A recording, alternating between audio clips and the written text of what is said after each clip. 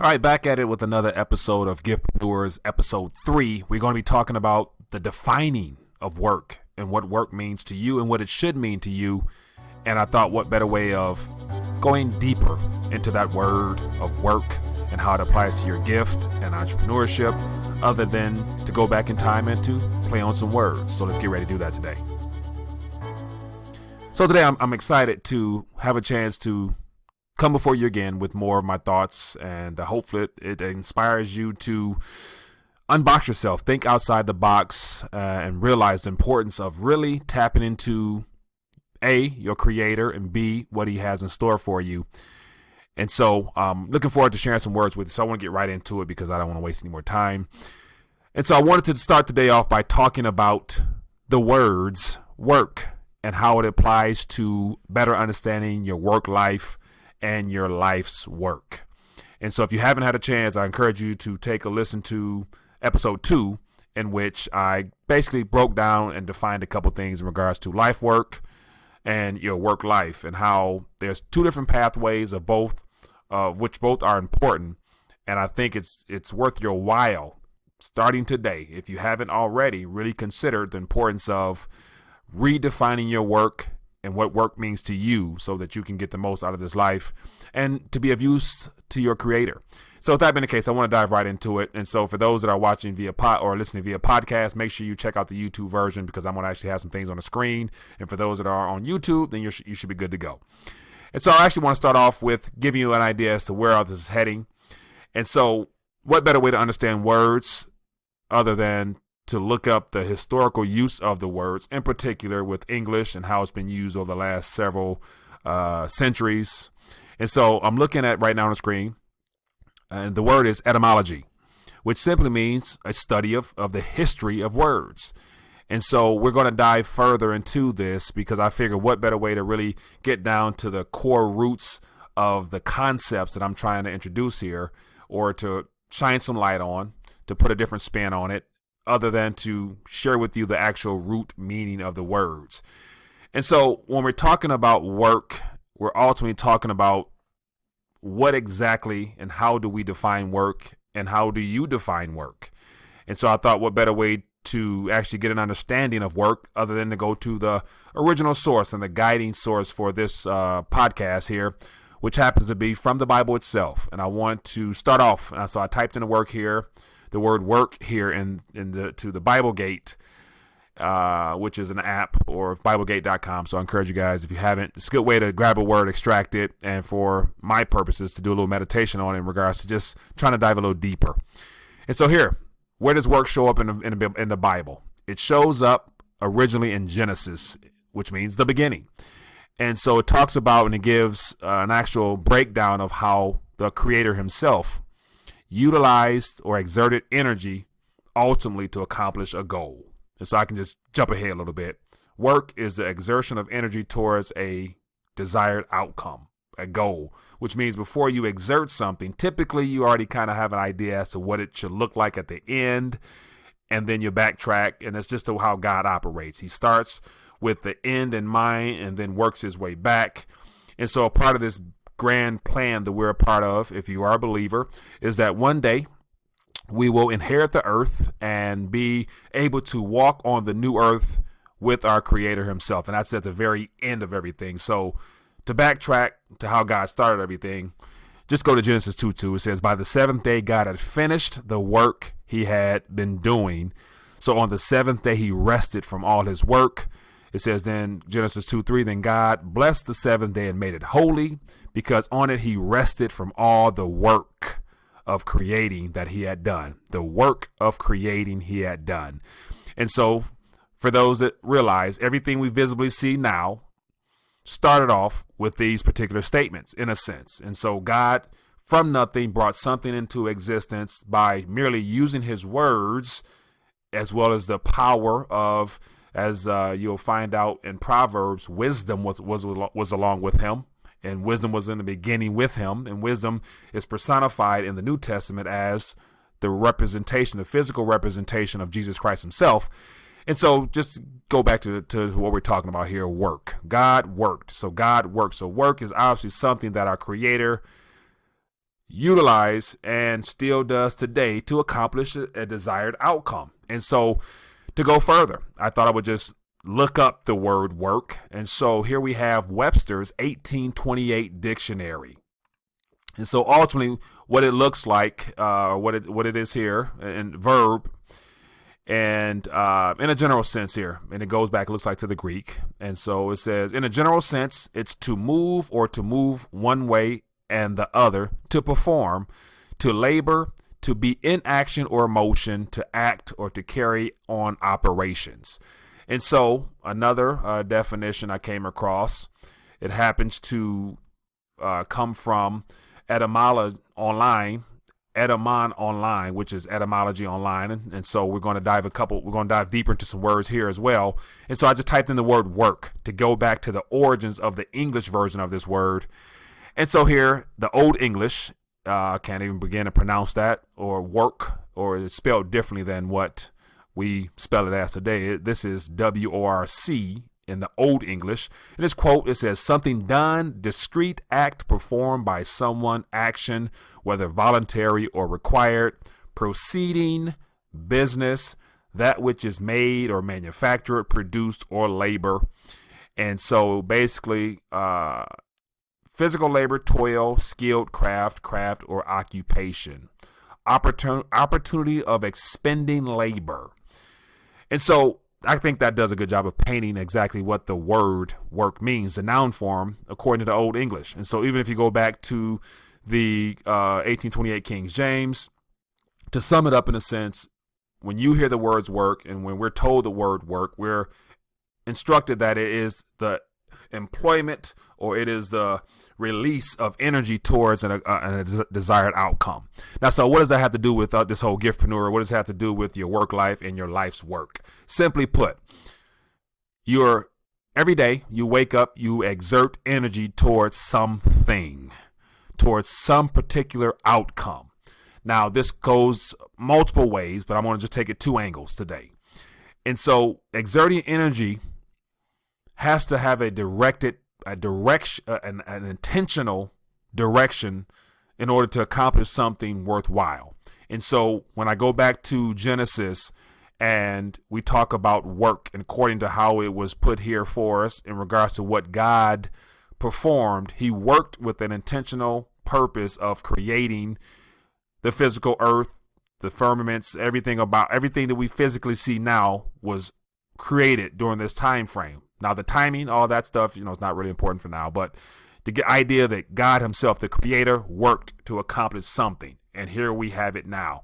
So basically, when you wake up in the morning, everything you do is designed to accomplish something. You're exerting physical energy, whether it be through labor, time, toil, the release of your skill towards accomplishing something. Now, here's the lifelong question of what are you working to accomplish? And then that's where we get into understanding the two narratives that I want to touch on. One is your work life, where through your mere programming done by your parents the day you were born, you were instructed to do certain things, get an education so that you can get a job, so that you can start a career. And then that career typically defines your work. It's what you are typically, depending on which pathway you take, whether you go to the left or whether you go to the right. And when I mean left meaning that you take the typical route that the majority does, just because that's what's most encouraged. That's what our system has designed us to take. Or you take the other path, which is more of a word I'm going to introduce here as well, which happens to be deployment, interconnected with entrepreneurship. And that it makes up the giftpreneur concept. So here we have God worked towards achieving a desired outcome. When you get up and you go somewhere in the morning, whether you are a child, whether you are an adult, it doesn't matter. When you open your eyes, you put your feet on the floor, and ultimately there is a direction you're going to exert some energy towards. Now, here's the question. What's your intended outcome? And so we see here on the screen, God intentionally exerted some energy with mere words. On top of that, intermixed with his power to bring in some things into existence that we are now enjoying the benefit of. Thank God. I appreciate that. And so if we are created in the image and likeness of God, if you believe that, then you yourself have the ability to exert some energy towards creating something of value that is meant to just do more than get you through this life. And then that pathway towards the left of educating yourself to acquire a skill, to enter the career force, to then exert your energy, effort, and time and energy and skill set and labor towards accomplishing an objective, which more than likely it, as I'm going to show you here, I don't want to get ahead of myself, but it's designed to accomplish a goal that is much greater than you, which is much greater than your efforts will ever be able to reap the rewards of. And so I'm going to move along even more. Okay. So what is that? What categories does that take us down? So on this channel, on this podcast, you're going to hear me talk a lot about the word deployment. And so, of course, that's a spin-off of the concept of employment. And so employment and deployment to me go hand in hand, and I'm about to break that down as to why that is. And hopefully you understand where I'm going with this. But when I use the words deployment going forward, hopefully you'll have an understanding as to how I'm referring to and what I mean by that word. And so what better way to understand the concept of employment, to better understand deployment, other than to understand the root word using etymology to get to the origins of the words themselves. And so when you type in the word employ, and so employ, deploy both have the same wording within inside of it. And so what better way to just expand on it than look up the word ploy? And according to what's on the screen now, ploy is a noun. And in 1722, it was quoted, anything with which one amuses oneself. And so just the word ploy. In 1722, we're not time frame, Scottish and Northern England dialect, possibly a shortened form of employ or deploy. So employ and deploy, according to the information shared here, apparently appeared in the English language in a humorous nature back in the Scotland, British area, and it was recently used. It gives a little quote here, but it's irrelevant. But according to Etymology online dictionary, 1722, the word ploy was presented, and it's quoted as anything with which one amuses oneself. Anything with which one amuses oneself. So when I heard that and I saw that, and trying to put this all together, I'm thinking about something that amuses oneself, something that brings enjoyment to someone. And so ultimately, if you look at the word work, which is to exert energy towards a desired outcome, and you look at the particular pathways in which an objective is accomplished, it's either accomplished through employment or deployment, i.e. entrepreneurship. I'm going to elaborate on that more. So here we have the intended ideal outcome of anything is to amuse one, to bring satisfaction to someone, something, to achieve an outcome or a goal. That's the end result of employment or deployment. You're employed, you're hired to accomplish a goal. Everybody, once you've fully educated yourself, you've done everything you've been told, you get a degree, then you're looking to enter the workforce. And so you're looking for, ideally, employment. You want somebody to now hire your skill set, to invest in your growth, and offer you a pretty nice package of compensation, the benefits on top, with the objective of twofold. You want to earn money to start your life, and B, they meaning the employer, the entity, the company, the business, wants someone to come into the fold to help achieve the ultimate goal, which is to, depending on, is to provide a service to the world, to, bring return higher shares for the investors in the company or whatever. You get that idea. But to ploy, the word ploy means to amuse someone. So someone out of this deal is going to receive a much greater level of enjoyment than the other, ultimately. And so let's dive even further. To employ. Here on the screen, I have employ from etymology, and the word employ in a noun form was introduced in the 1660s, and it's, quote, the action of employing, and from the French employee, from the Middle French word employer. And so it basically means the state of being employed. So if I scroll down more, the verb form, early 15th century, is to apply or devote, to expend or to spend. And so to apply or to devote, to expend or spend. So here you have the idea, and this is all my thoughts putting it together, to employ. So to ploy is to get amusement out of, to amuse oneself. To employ means to bring into, to spend, or to apply something towards.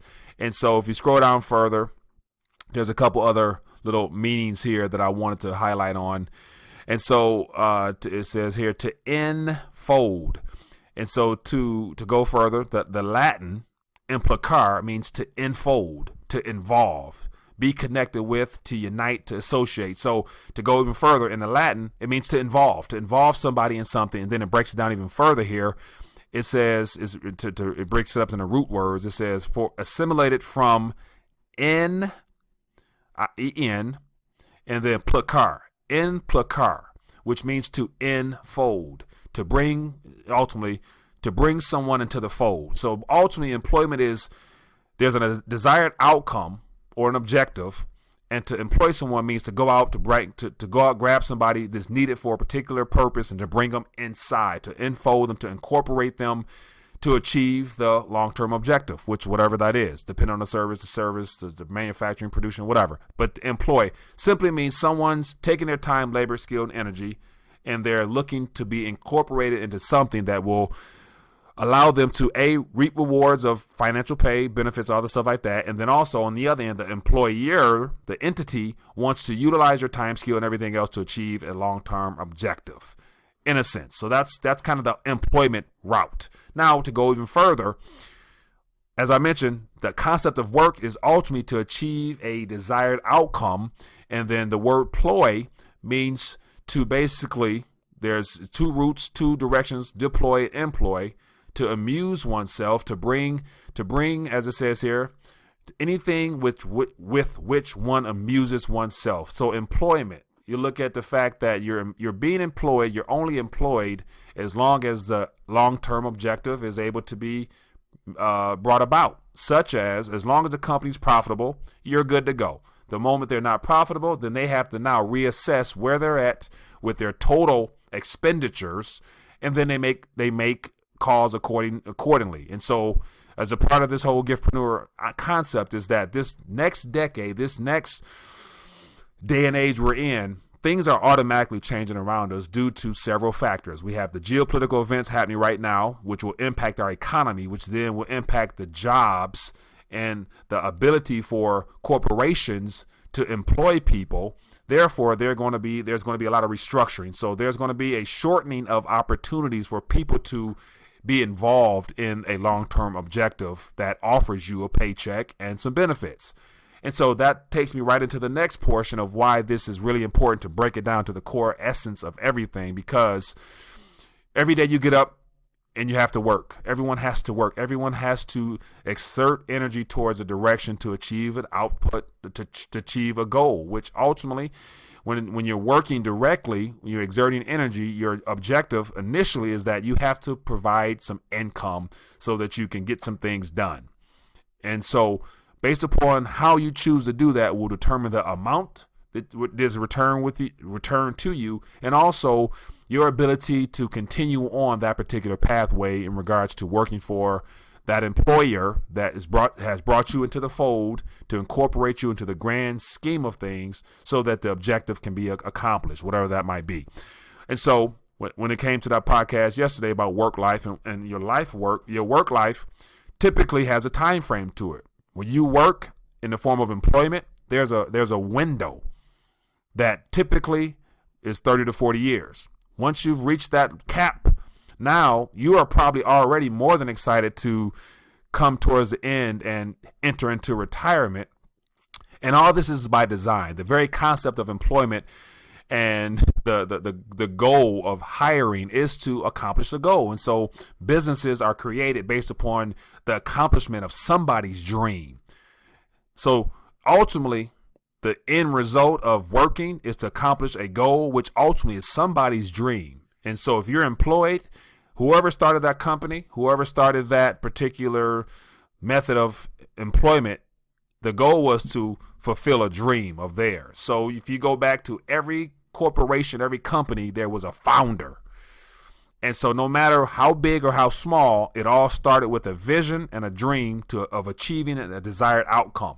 And so as we see from the Bible itself, God had an outcome. He had a vision of what he wanted to accomplish. So he worked those 7 days to bring into existence the tangible earth and everything around it, designed to give his children something to expand upon. We've been given dominion over the elements that God created that we physically are participating in now. So God had a desired outcome. His dream was to one day be able to spend eternity with his children. And of course, that plan had a small little glitch due to a unemployed cherubim or angel that disrupted some things temporarily. The enemy. Okay, it's okay. No problem. We're going to win in the end.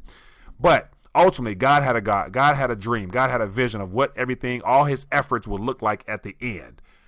And so we do have the same as well. But the problem is it's been tainted a little bit due to the nature of our pre-programming, due to the system we're in, where from the time we're born, we're given instructions on what to pursue outside of what, not necessarily what might be the best, but it just wasn't the time yet. So a lot of people, you do what you have to do until you're aware of the ability and opportunity of doing something probably a little bit better. And that's where this giftpreneur comes into hand, because now you know the origins of employment. You know why you're employed. You know ultimately you're working towards somebody's dream that, as it says here with the word ploy, it brings it amuses somebody. Somebody gets the benefit out of this, and it's the person that originated the dream that brought you into the fold so that you can be a part of it. Okay, so we got that laid out.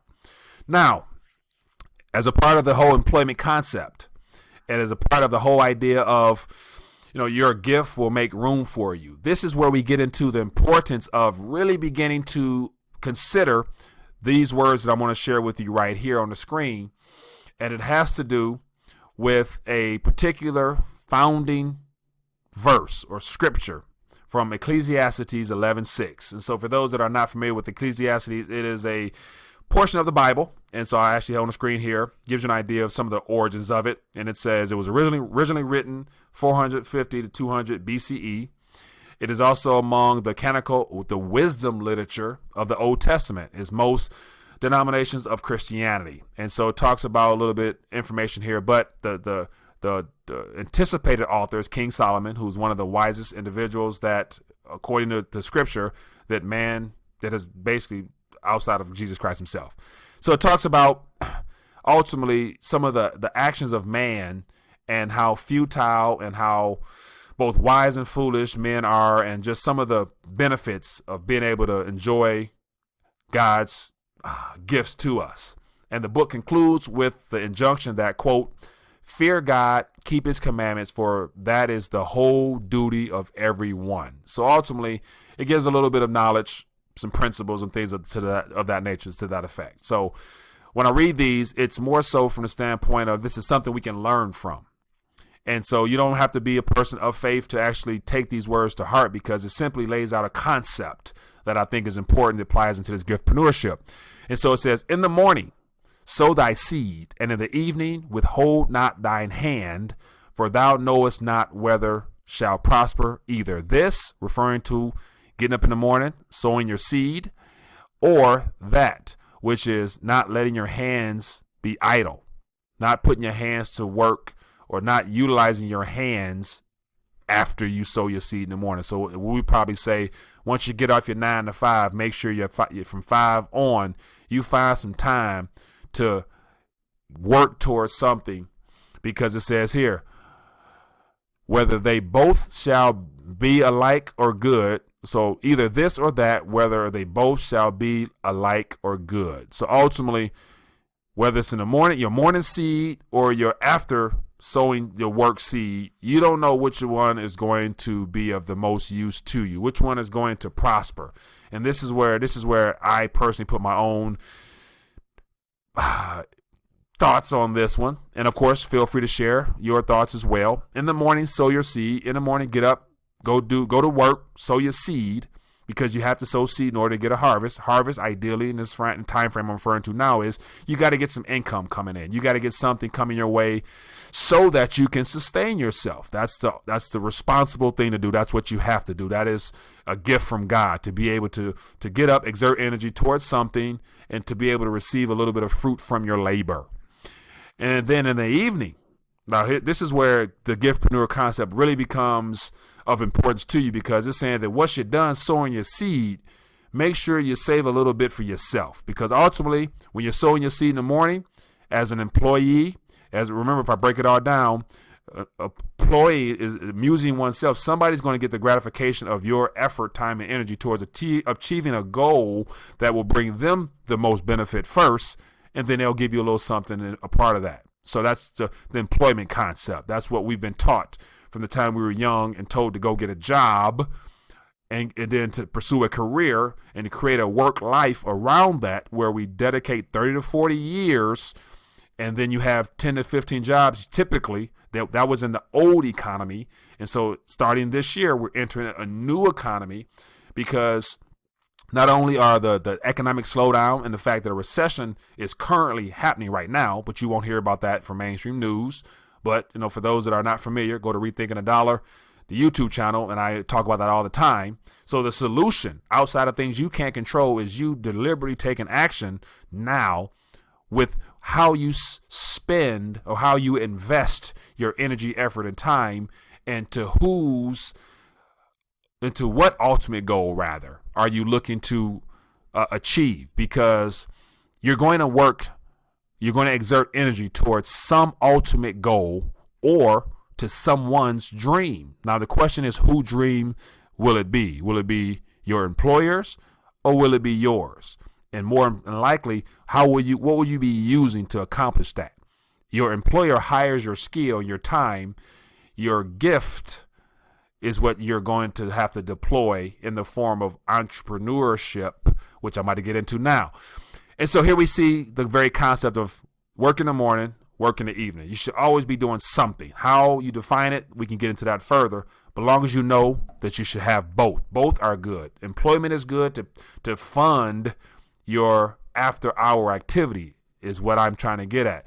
So to keep it all moving even further, we talked about employment. Employ simply means the act of including, to bring into the fold, to achieve something. And ultimately, as it says here, to expend or to spend, which means as your employer, they're going to spend your time, they're going to spend your skill to achieve an objective for the company. And they'll give you a very small percentage of that just to get you in the door again for another 2 weeks or whatever. Now, if we look at the word deploy, so we know the word ploy, one of the words of ploy means to amuse oneself, to do something to amuse oneself. So to deploy is a military concept. It says from 1786 as a military word, quote, to extend in a line, to expand.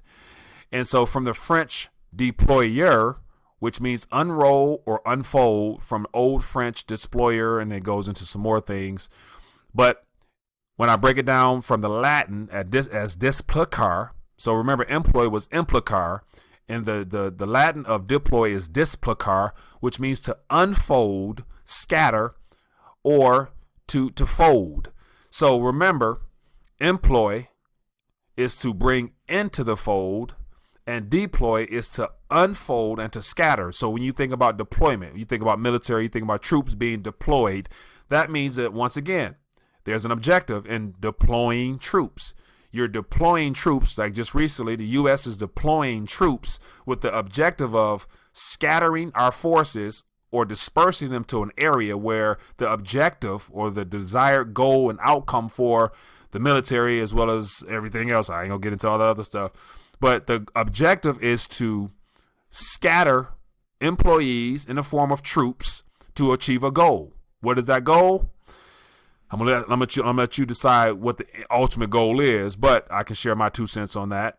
Is to basically so-called protect the interests of the United States of America. So troops are being deployed. That means economic energy in the form of manpower, in the form of troops, are being deployed to achieve an objective. Whose objective it is ultimately at the end of the day, I'll let you decide. I'll let you think about that one for yourself. Does it benefit anybody? It does, but who? I'll let you think about that for yourself as well. But to deploy means to unfold. So to employ is to enfold, to bring into. So someone's bringing you into their dream and their vision and giving you a paycheck and some benefits and a retirement plan to get the best out of you during that time frame. Remember, you got 30, 40 years, and then after that, you're retiring. And hopefully, if you believe in retirement, you're going to find out another thing about the very concept of retiring in this new economy we're entering. So we'll get into that further in other episodes. But to deploy means to unfold, to release. And how do you release? You're taking an objective such as a military action. You're taking the manpower, the efforts of other individuals, and you're scattering it. Now, when it comes to deployment, one thing I'm going to connect this with is the word entrepreneurship, because I'm ultimately talking about when it comes to employment, your skill set typically is being hired, whether it's because you're great at, if you're a teacher, because you got your master's degree, you can teach, you enjoy kids, yada, yada. If you're a doctor, you're employed because you have a skill set that is very fine and unique where you are able to help save people's lives. Or if you're a you name it, if you're a whatever, you get the idea. It's you're hired because there's something of value you bring to the table and you're given compensation for it. Now, when it comes to deployment, now it's a scattering of something. And when I link this to entrepreneurship, it's simply saying that an entrepreneur, I'm going to go into that word right now, entrepreneur appeared in the English language, according to this Etymology online, in 1828. In a noun form, it means, quote, a manager or promoter of a theatrical production. Reborrowing of the French entrepreneur, one who undertakes or manages. So ultimately, 1828, the word originated from the French, and it has some theatrical aspects to it, but it's the manager or promoter of a theatrical production. And so to bring it closer to home, entrepreneur French, it says one who undertakes or manages. And so today, as an entrepreneur, we would say you're basically a self-employed individual or a business owner, or someone who, I look at it as this, you're someone who's willing to take risk upon yourself. And so with two typical directions, employment or entrepreneurship, ultimately, employment removes some of the risks because it offers you the benefits of security of knowing what, how, when, where you're going to show up, and you know what you're going to make. Everything is pretty much defined for you. You know that you're ultimately there because you have to earn a living. And that if you enjoy what you do as an employer, as an employee, then you are one that is able to actually reap the benefits of it because you feel like you're working towards accomplishing something. And whatever that objective is, it benefits all the people it is brought into the fold, as well as the shareholders of that company or the owners who had the original dream. So as I mentioned in the beginning, work is ultimately to accomplish an end desired outcome. And in this context here, I'm talking about your dream. Employment achieves somebody's dream, and entrepreneurship achieves whose dream? You got it right. If you said me, you become an entrepreneur. You take risk upon yourself because you want to achieve an objective, which happens to be your dream. Now, here's where things get tricky, because you have two ways of looking at this. And a lot of people say, hey, I'm not cut out for being an entrepreneur. I'm not, I may not be able to do my own thing. I don't know how. Okay, fair enough. You don't know how, and it might not be something in your current programming, because as I mentioned, when you were younger, very few of us were, how would I say it? Very few of us were encouraged by our parents to take risk upon ourselves. And as a child, mommy and daddy do everything they can to make sure that you're taking care of, everything's provided for you. It gives you a sense of cushion to establish yourself. And then in preparation for the adulthood, it's only a parent's rightful obligation to say, son, do your best in school, give me A's, give me B's, make the honor roll, and so. Pass your ACTs, your SATs, all that stuff like that. Do your very best so that you can one day get a job and be able to support yourself. That's typically what we're encouraged. But yet with GIFTpreneur, the message is different. And as a parent, what I tell my children is, son, go to school, do your best, get good grades, but do that with the mind frame of it's just a step towards the big picture. Ultimately, You want to get a job so you can get training and also have the experience of incorporating yourself in a team environment to achieve a goal. But when you're doing that, don't forget about your goal. Make sure you don't forget about your dream. And so as a part of the whole GIFTpreneur concept, we're going to talk about the importance of connecting yourself with God's vision, with God's dream for your life, so that you can ultimately, everything I attempt to do and want to do has to do with the big picture of how can I further advance God's mission for my life. And I know it has to do with me sharing things of this nature, because I want to, take as many people along with me on this journey called life, and an abundant life at that, which I know the ultimate dream is for everybody to have all their needs provided for, and some left over to enjoy time and remaining into time and freedom of some kind, whatever that means to you. Everybody wants to have their cake and eat it too. But unfortunately, if you limit yourself to just solely employment, you're going to be given a 30-year window.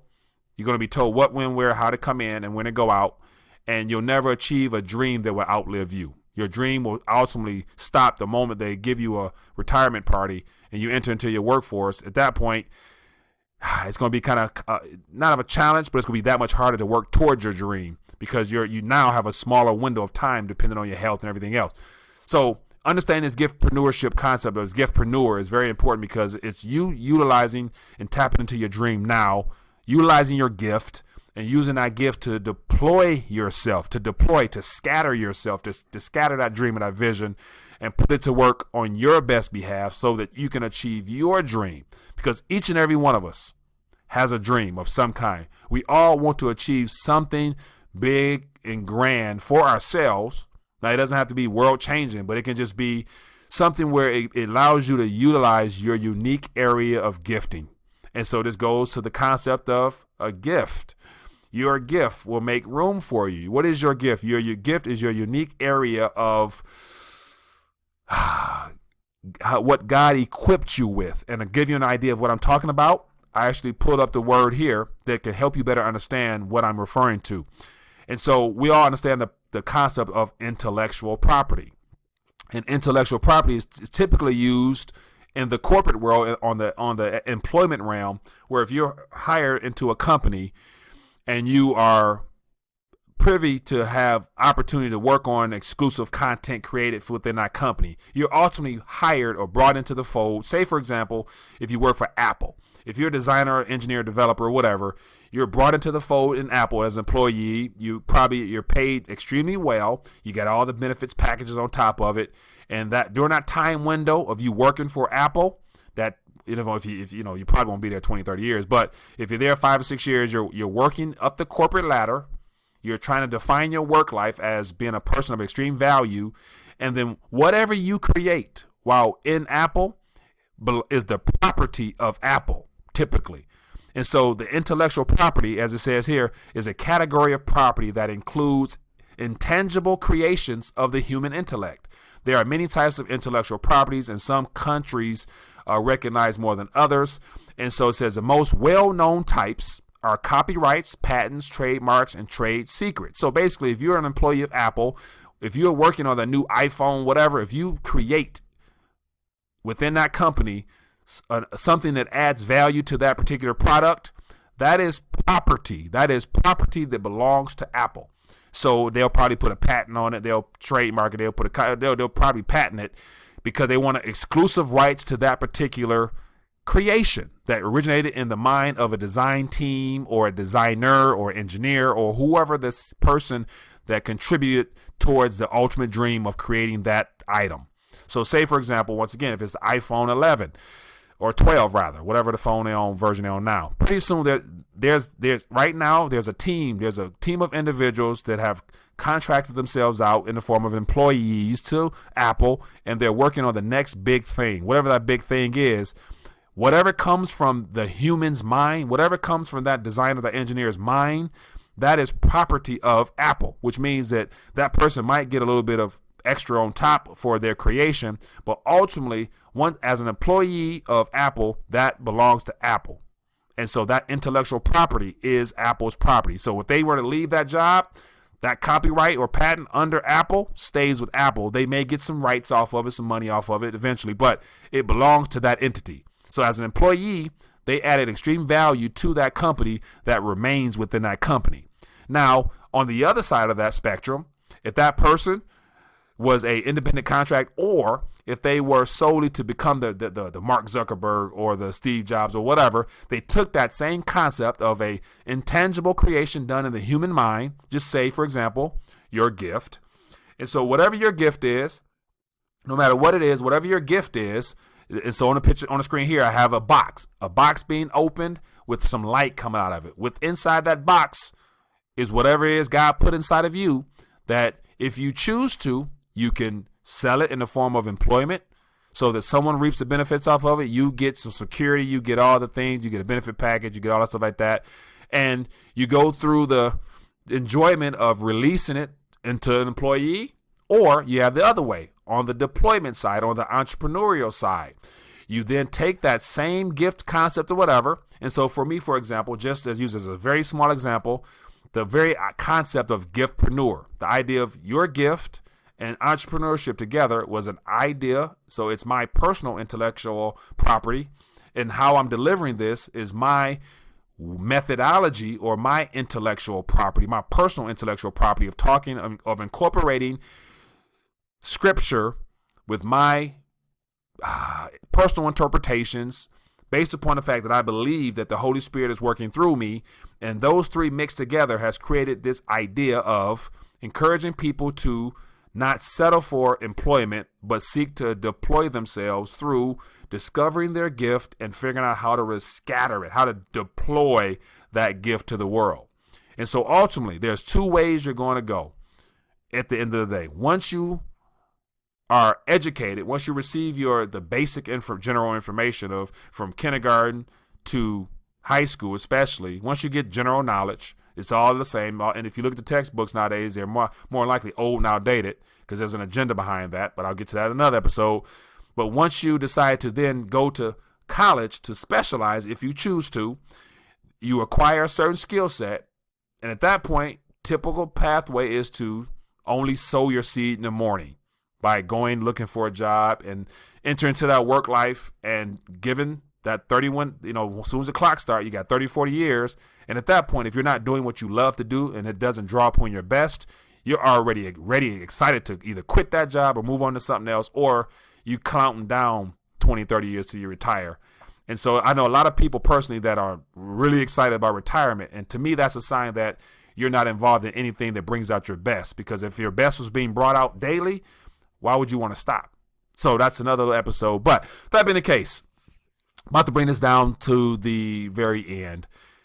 And so what it boils down to is there's two pathways in life. There's employment, there's deployment. So now when you hear the word deployment moving forward, hopefully you understand it means you personally taking the initiative to scatter whatever it is you're carrying. And everybody has some personal intellectual property, and it's called your gift. Whatever that is, whatever you're carrying, whatever God gave you, whatever your contribution is two ways of releasing it. You can do it the typical model of employment, which is also a benefit because it gives you practice. It gives you a way to practice how to release yourself. And more importantly, it can help fund whatever your particular business is or whatever your methodology for scattering yourself, to scattering your gift. Because ultimately, it's all about whose dream are you accomplishing. And so in front of me right now, if you're looking, you see a tree in the background. That tree in the background is, when it's all said and done, once you release yourself, the end goal is for that seed that's sown to produce fruit, because that fruit is the fulfillment of a dream that will outlive you, and that's called your legacy. And so it's hard to leave behind a job because you're on the clock the moment you start. But yet, if you uncover your deployment and you're willing to release and scatter your gift is something that you can incorporate other people into your dream according to who God sees fit to contribute. And you'll be building something that will hopefully outlive you. That's the end goal. What can you leave behind to your grandkids? That's what I'm conscious of now. What can I build now that my children can be a part of now, and that their children will be able to benefit off of in the future. So that's this journey called life, and I'm excited to do it with you guys. So once again, episode 3, defining employment, deployment, and the importance of scattering yourself so that you can reap fruit that will outlive you, to bring glory and honor to your Creator, the King, and to expand his governing influence on the earth, which is the kingdom of God. So that being the case, if you guys have enjoyed this, definitely give it a thumbs up wherever you listen to this from, wherever you're watching it from. Make sure to leave a review. It helps more people understand what's going on. And so leave a comment down below. Anything in particular that stood out to you, let me know in the comment section. I'm curious. And once again, I'm just trying to build step by step as I feel inspired, as I feel led. And hopefully this is a benefit to you, because I enjoy it, because it gives me a chance to share with you what's on my heart. So with that being the case, leave a comment, share this, and leave a review if you listen to this on any podcast format. Looking forward to bringing you more. Enjoy your day.